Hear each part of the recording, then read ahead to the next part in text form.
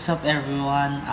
Welcome sa aking gift unboxing. Ayan, so kakatapos lang ng naging birthday celebration ko sa Jollibee. So yan, syempre ng mga bata tayo, hindi naman uso yung ganung party. So yung may clown ka lang, pero ako nga hindi ko naranasan yun. Pero yun, yung handaan lang sa iskinita, masaya na tayo. Pero ngayon, dahil afford na natin, so naisipan natin na mag-birthday sa Jollibee. So today, we're going to unbox itong mga regalo sa akin. Ayan, thank you sa mga nagbigay. Sa mga hindi naman, thank you din sa pagpunta. Sorry na din sa mga hindi ko na-invite kasi limited lang yung capacity nung place. And syempre, hindi ganun kalaki yung budget natin. So, sana yung maintindihan nyo. So, let's start. Let's do the unboxing. So, first, itong pa-birthday gift ni Jollibee. Ayan. Jollibee birthday from your best friend Jollibee. Ayan. So, ito ay isang lamp siya. Isang lamp. Pero, wala pa siyang battery. Pero, magagamit ko to dito sa kwarto ko. So, thank you Jollibee sa inyong regalo. Ayan. Siyempre, balik natin. Alright. So, meron lang naman ako ditong 1, 2, 3, 4, 5, 6, 7, 8 na gifts. So, merong mga nagbigay na din, pero di ko na naisama. Tapos yung sa mga ate ko na bumili ng cake. Ayan. So, thank you so much. Next natin is ito. Ito walang pangalan, pero ito ay galing sa aking kaibigan na si Irish Faye Malana. Ayan. So, alam niya, yung favorite ko is pabango. Ayan. Thank you so much. Ako naman hindi ako mapili sa pabango, pambabae or panlalaki. Minsan nga mas gusto ko yung mga pambabae kasi yung ibang babae naiinis pag panlalaki yung amoy mo kasi matapang daw. So pag pambabae yung amoy mo, natutuwa sila kasi ang bango-bango mo daw. So thank you ay sa Taylor Swift inspired. Ayan. Thank you sa pabango.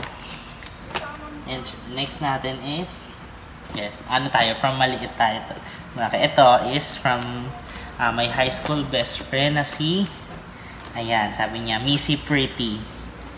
Sige, pagbigyan na natin kasi may regalo ka naman. Ayan, happy birthday BFF Tan. Ayan, thank you so much Missy sa paregalo. So, hindi siya last year actually. Hindi ko na maalala yung year, pero si Missy din ay niregaluhan ako ng before, basta yung headset siya na natatanggal yung dulo. So, thank you, Missy.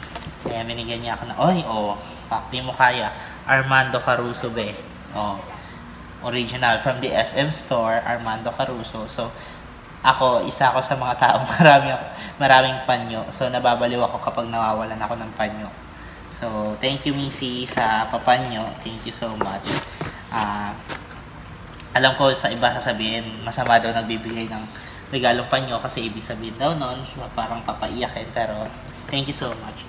And then, next natin is, sige, ito. Ito wala ring pangalan, pero ito ay galing kay, sa college. Ayan. Nag-away-away na yung mga aso sa baba. So, sige.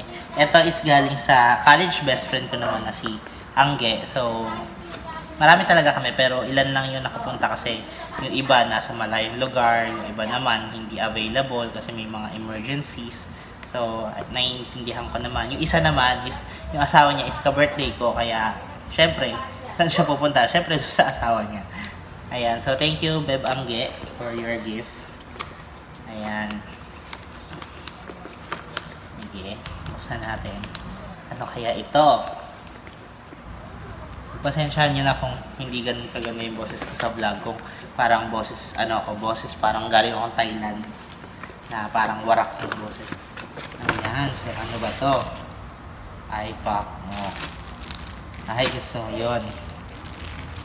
Ay, may parigalong short na cargo shorts na white. Naman sa pa-white din. Wow, white na white. Parang hindi pwede sa akin to. Parang magiging madungis tayo dito Hindi, pero thank you so much. Ang ganda. Cargo. So, mahilig ako sa mga cargo. Mga 6 packet na pantalon, ganyan. So, ito. Thank you so much, Beb, sa regalo.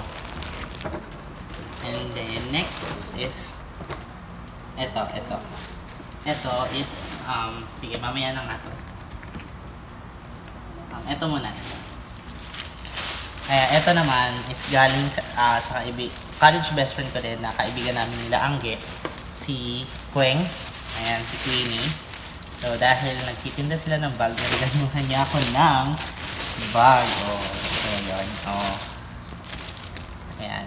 Alam ko hindi siya brand new, pero may mga may mga galing sa mga ibang bansa, ganun. Pero maganda yung quality, guys. So, manood na kayo sa TikTok shop nila. Dahil nagla-live sila ng mga bag na magaganda. So, nakadalawang bag na ako na nabili sa kanila na sobrang gaganda ng quality. So, ayan. Niregaluhan niya ako ng bag. So, ang ganda. Ayan, ayos yung mga zipper. So, para siyang, semi-brand new. So, good as new. Good as new yung quality niya. So, thank you, Queng, sa pabag. Ayan, ang ganda. I like it so much. Kasi alam niya na mahilig ako sa bags. May mga nakatago pa nga akong bag na hindi pa nagagamit. So malamang maisama dun sa mga nakatago. Pero pag-iisipan ko kung magagamit kasi mahilig ako mag-value ng gamit. Pero siyempre sayang naman kung hindi magagamit. Tapos in the future mababakbak lang yun. Kaya next is ito. Diba ang tagal ko mag-unbox kukunti lang naman yung regalo. So ito is from Joyce, Eugene at Kayuna. Ayan, ito yung mga baby sisters ko sa church. Ayan, thank you so much sa effort na magregalo. So, ayan, medyo maraming stapler. Pero laban lang.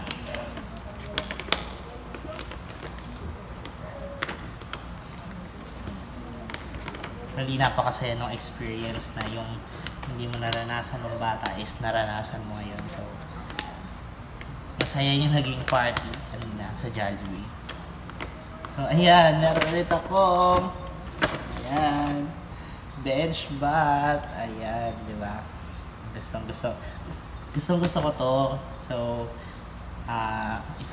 avid fan ako ng bench bat. So, alam niya mga ka-churchmate ko, kaibigan ko na lagi ko nawawalan nito, tapos nababaliw ako kakahanap. Naiwan ko ba dyan sa inyo? Gano'n, nagka-chat ako. So, thank you. Meron akong bagong bench mat na itatago. Kasi marami pa ako nakalabas dun sa drawer. So, eto, itatago to. So, next naman is ito. Ito is from basta yung family ko sa church. Yung nag-aampon sa akin every Saturday nung wala pa akong motor, syempre, para lagi akong maaga sa church. After practice namin ng Saturday, doon ako sa kanila natutulog para pagdating ng Sunday, hindi na ako bumabiyahe ng malayo. Kasi taga Malabon lang sila. Nasa Malabon lang ang church natin. Unahin na natin to. So ito, ayan, mas na-appreciate ko to, yung mga ganito. Ayan, mga pa-Tupperware. Kasi ito na yung mga cravings ko ngayon, yung mga gamit sa bahay, like washing machine, ganyan. Pero syempre, hindi naman, ayan. So, Tupperware, ang ganda. Ang ganda ng color. Aesthetic. So, thank you so much kay Tilans. Syempre, ito isa rin to sa mga gusto ko. Ayan. May pabrik tayo ng bench. Ayan. So, magagamit ko to. So, pag bench kasi pang matagalan yung gamit ko. Siguro years din yung inaabot pag bench yung kit ko. Pero kahit hindi naman mamahalin, okay lang kasi tumatagal din naman. Yun nga lang kasi yung garter kasi ng bench is subok na. So, thank you so much Lintag family sa birthday gift. And of course, ito is from my friend, special friend na si Kaylor. Ayan, Kaylor ganda. And ito yung galing sa parents niya. So, thank you kay Tita Karen at saka kay Tito John. And meron silang pa-wine. Ayan. So, ito is non-alcoholic to. So, sparkling white grape. Wow. sparkling ano, para siguro sparkling wine, ganon. Ayan, non-alcoholic siya. So, thank you po Tito Jan and Tita Karen. So, ayan. Hindi tayo manginginom, kaya, ayan. Thank you po sa regalo.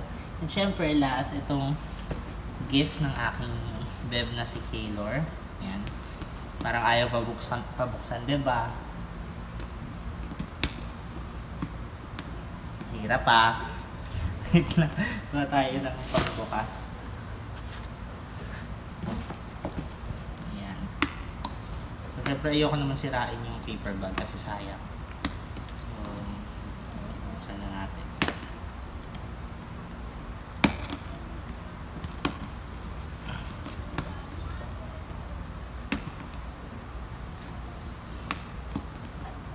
So, yung pambukas na ginamit ko is pimple popper. Pero di ko to ginagamit kasi ayaw.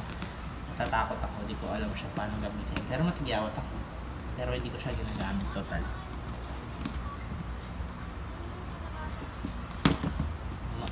Medyo maraming stapler. Mukhang tinutuon niya yung sinabi niya.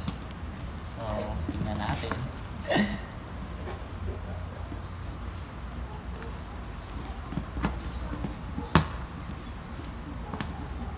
Wait lang guys. Nahirap buksan.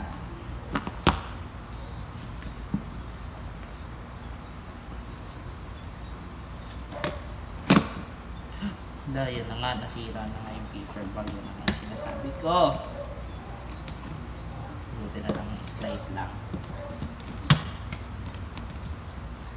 Ayan. Finally. Meron pa itong nasa ano.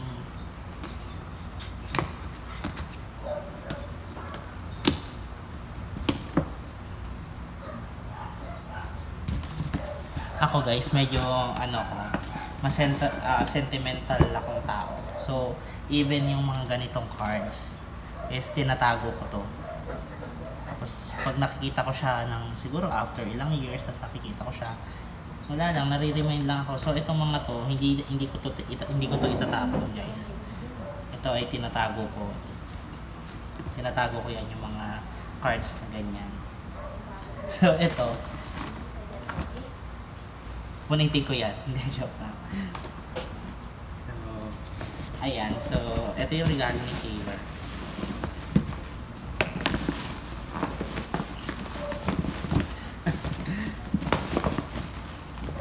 Medyo siksik yan.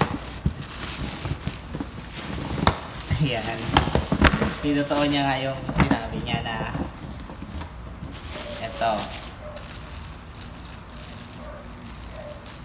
ito ay ano, parang pillow.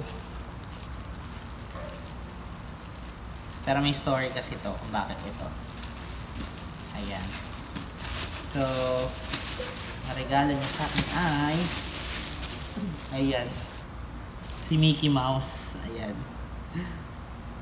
Pillow na Mickey Mouse. So, ang story nito is nung nag-birthday kasi siya nung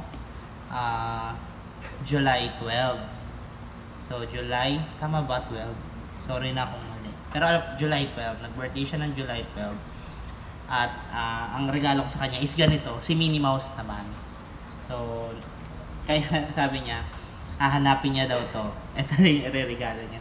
So, para kaming nagpalitan lang ng regalo. So, thank you, Beb, dito. Kasi, mahilig din ako tanday-tanday talaga pag natutulog. So, magagamit ko to.